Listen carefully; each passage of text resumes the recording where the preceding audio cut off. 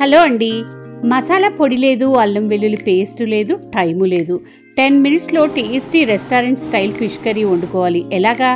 సరే, ఇలా ఒకసారి ప్రయత్నించి చూద్దామా? కావలసిన సామాను: 2 ఉల్లిపాయలు, 2 టమాటాలు, 4 పచ్చిమిరపకాయలు, చిన్న అల్లం ముక్క, 4-5 వెల్లుల్లి రెబ్బలు, ఓ 3 స్పూన్లు ధనియాలు, 4 లవంగాలు, 4 దాల్చిన చెక్కలు, 4 యాలక్కాయలు, కొంచెం కరివేపాకు, కొత్తిమీర. అంతే. మిక్సీలో ఉల్లిపాయలు కొంచెం పెద్ద పెద్ద ముక్కలుగా కోసేసుకోవచ్చు. అల్లం కూడా ఒక 4-5 ముక్కలుగా కోసేసుకుని ఈ వెల్లుల్లి రెబ్బలు కూడా దాంట్లో వేసేసుకుందాం. 2 టమాటాలు కోసి ముక్కలుగా దాంట్లో వేసేసుకుందాం. 3 స్పూన్లు ధనియాలు, 4 లవంగాలు, 4 దాల్చిన చెక్కలు, 4 యాలక్కాయలు అన్నీ దీంట్లో వేసేసుకుందాం. వేసేసుకొని శుభ్రంగా మూత పెట్టుకొని మెత్తటి పేస్ట్ లాగా గ్రైండ్ చేసుకుని పెట్టుకుందాం. ఫస్ట్ ఈ పని చేసేసుకుందాం. తర్వాత ఇవి ఒక 1/2 కేజీ చేప ముక్కలండి. ఇది బొచ్చ చేప. దాన్ని బాగా కడిగి ఉప్పు, కారం, పసుపు రాసి పక్కన పెట్టుకుందాం. లైట్గా మనం వేసే సమయానికల్లా అది మ్యారినేట్ అవుతాయి. ఈ లోపల ప్యాన్ పెట్టుకుని ఓ 4 స్పూన్లు ఆయిల్ వేసుకుందాం. ఆయిల్ బాగా కాగింది అని అనిపించగానే దానిలో పసుపు, కారం, ఉప్పు వేసుకుందాం. అందులో కొంచెం తగ్గించాం కదా, దీంట్లో కొంచెం సగం దీంట్లో సగం వాటిలో వేసుకుని నూనెలో వేగిన కారం, ఉప్పు, పసుపు ముక్కలకి పడతాయండి. మంచి రుచి కూడా వస్తుంది. అలా వేపుకుందాం. ఇది మాడు అంటకుండా సిమ్లో పెట్టుకుని వేపుకుందాం, లేకపోతే పసుపు, కారం కొంచెం మాడిపోతాయి నూనెలో. ఇప్పుడు ఇందులో కొంచెం కరివేపాకు వేసుకుందాం.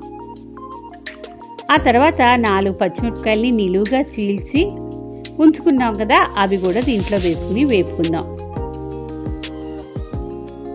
ఇంకా అవి కూడా వేగాయి అనిపించగానే ఇందాక మనం పేస్ట్ చేసి పెట్టుకున్నాం కదా, మనం మిశ్రమాన్నంతా ఈ ప్యాన్లోకి వేసుకుందాం.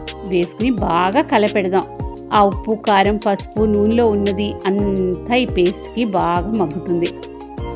ఒక 5-10 నిమిషాలు కొంచెం మీడియం ఫ్లేమ్లో పెట్టుకుని కొంచెం లో ఫ్లేమ్లో పెట్టుకుని దాన్ని అలా వేపుకుందాం. అప్పుడు అవన్నీ నూనెలో బాగా ఎగుతాయి. ఇప్పుడు ఈ చేప ముక్కలు లైట్గా కాసేపు మ్యారినేట్ అయ్యాయి కదా, తీసుకుని మెల్లగా వాటిలో అలా పరుచుకుందాం. చాలా స్మూత్గా హ్యాండిల్ చేయాలండి. చేప మెత్తగా ఉంటుంది కదా, వెంటనే విడిపోతుంది.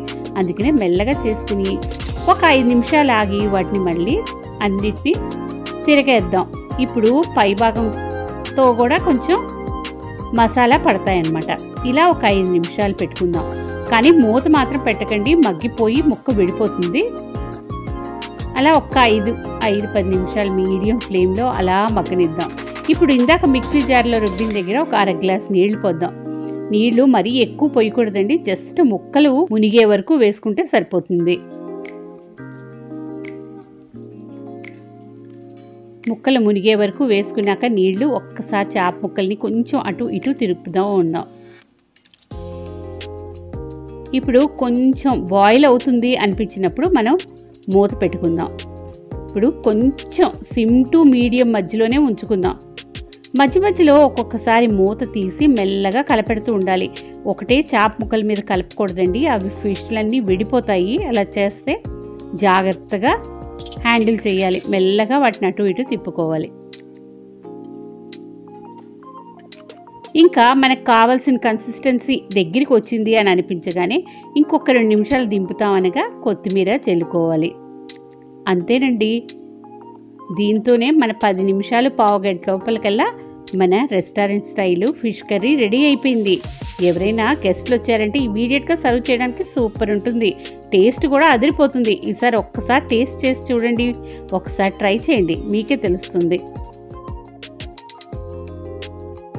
వేడివేడి అన్నంతో ఈ చేపల కూర ఫిష్ కర్రీ మనం కనుక తింటే చాలా సూపర్గా ఉంటుంది, అమోఘంగా ఉంటుంది.